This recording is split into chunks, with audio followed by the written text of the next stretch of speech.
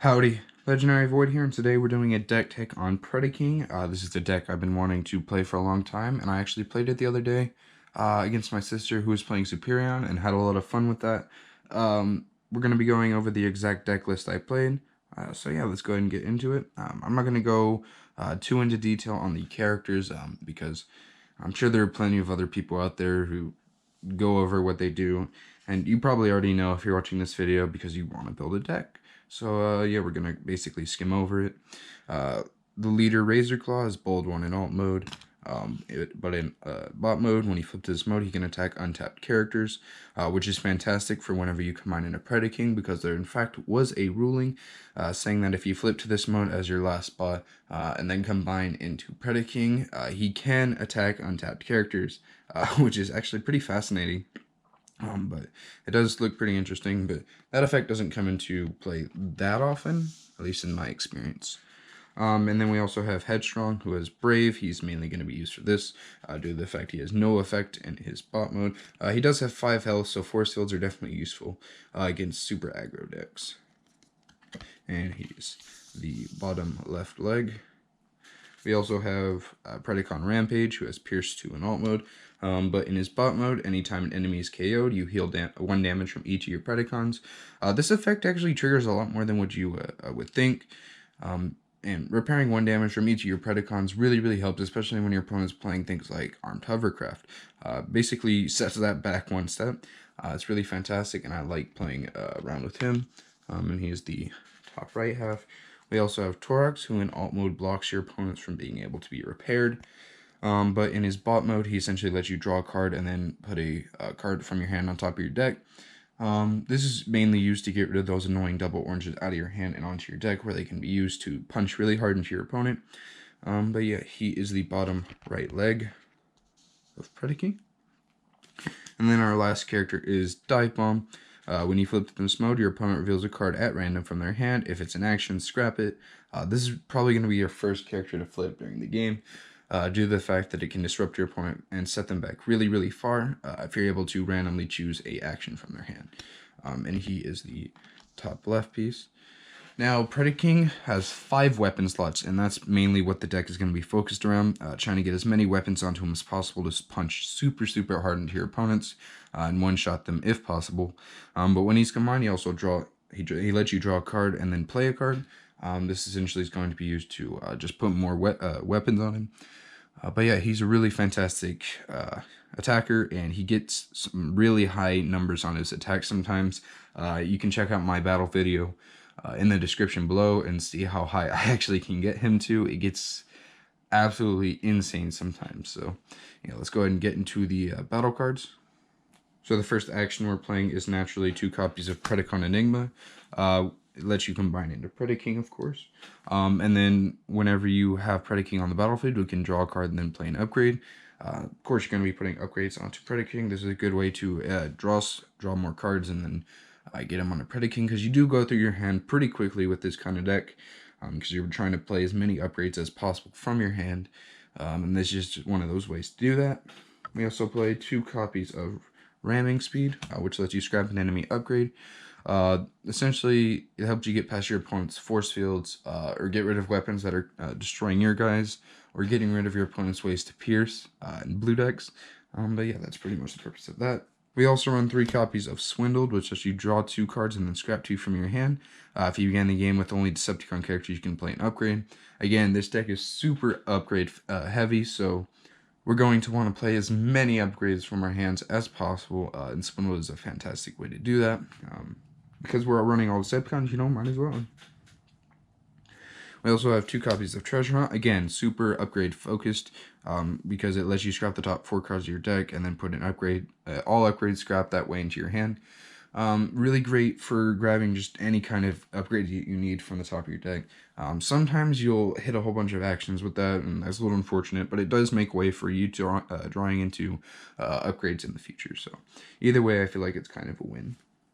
We also run 3 copies of Supercharge, which gives one of your characters Bolt 3, and due to the offensive nature of this deck, Bolt 3 is fantastic for just dealing whole amounts of damage. And since for your upgrade for the turn, you're going to be wanting to play a weapon onto Predaking, Supercharge is just a really great way to use your action and give him even more attack if you want to one-shot somebody. And since you're going to be going through your hands so quickly, we're playing 3 copies of Work Overtime. This card lets you draw until you have 4 cards in your hand, which essentially saying if you have 1 card in hand, you draw 3 more to equal 4. It's a really great card. It is white pip, so it helps you flip more text on offense and defense, but the defense doesn't really matter since we're running no blue pip cards whatsoever. But yeah. And then we also have 2 copies of Peace Through Tyranny. I do recommend you run 3 copies of Peace Through Tyranny. I only own 2 at the moment, but you can definitely swap out, for example, like a Work Overtime for a Peace Through Tyranny, because you're going to be wanting to deal as much damage as possible, just due to the absurd amount of damage Predaking can output.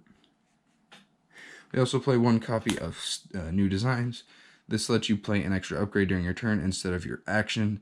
Really great for just stacking more weapons onto Predaking. And then we also play 1 copy of Steamroll to help deal extra damage to your opponent whenever you have just like a couple more damage left to do on 1 character and you overshoot it by a lot. Of course, you're going to be wanting to play at least 1 Steamroll, but we only play 1 just because it has no pip, and that kind of hurts the damage output. So Steamroll is just a one-off. On to the weapons. The first weapon we are playing is 1 copy of Mining Pick. This lets you get rid of those annoying double oranges from your hand on top of your and put them on top of your deck. It also gives you +1 attack for each card you plan, which can give you up to a total of +3 attack, plus whatever double oranges you put on top. It just gets some crazy amounts sometimes, but it doesn't happen all the time, which is why we're only running 1 copy of that. We're also running 1 copy of Power Punch, which gives you Bolt 3, and then you scrap it at the end of the turn. The reason we're only playing 1 copy of Power Punch is because with Predaking, since he can have 5 weapons on him, of course you're going to be wanting to stack as many as possible onto him, and because Power Punch gets scrapped after the attack, there's no real point to running more than just 1 of them.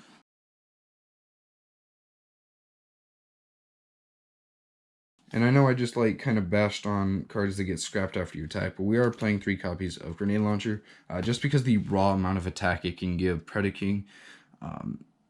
The +4 attack is just unprecedented, and you really need grenade launchers because you can have more than 1 of them on Predaking at one time, meaning you can have +8 or even +12 damage going on to him. I've only ever been able to pull off 2 grenade launchers on Predaking before in 1 attack. If anyone has ever pulled off 3 on him in 1 turn, put it in the comments below and tell me how you did it. I'm really curious to see if anyone has ever done it before. But that would be pretty crazy, giving him +12 attack, which is, oh my gosh, that sounds insane. But yeah, I really like playing grenade launchers in a deck like this, even if it does get scrapped after the attack. We're also playing 1 copy of Enforcement Batons. This card lets you scrap an enemy weapon after you attach it to someone. It is a weapon, so you can stack it on the Predaking. It is a green pip, so you can also bring it into your hand. +1 attack, and the orange pip isn't even half bad to the deck's goal. And I know a lot of people aren't playing weapon hate right now, but I believe at least 1 Enforcement Batons is kind of necessary in a deck like this. We also play 2 copies of Erratic Lightning. This gives +3 attack to a character and -1 defense. 2 of the minor pieces do have 0 defense, being what is it, Dive Bomb and where is he Torox. They both have 0 defense and at least 1 of their modes, so of course Erratic Lightning is going to be great on them, giving them both 3 attack while not hurting their defense in the slightest. So yeah, we're running that. Plus we don't run any blue pips, so it's not like it could get any worse, right? And the last weapon we're playing is 3 copies of Flamethrower. This gives Bolt 2 to one of your characters, preferably on Predaking. If you can get all 3 onto him, that gives him Bolt 6, and that's just absolutely fun and crazy, and you can get high numbers with all that Bolt. It's a lot of fun, and if you can get all 3 onto him, whew, crazy. It's amazing. But yeah, that's all of the weapons. Let's go on to the armors. The first armor we're playing is 3 copies of Force Field, and since this deck runs no blues whatsoever, naturally you're going to want to be able to defend yourself somehow, and since your Brave guy has 5 health, you're probably going to be wanting to get a Force Field on him as quick as possible, so that he can't take more than 4 damage, leaving him with 1 health, and they have to attack again into him, which is really good.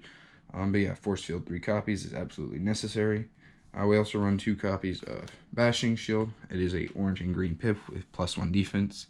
It lets you scrap an enemy armor. Again, it lets you scrap your opponent's force field, so you can do more than just the 4 damage it's preventing you from doing.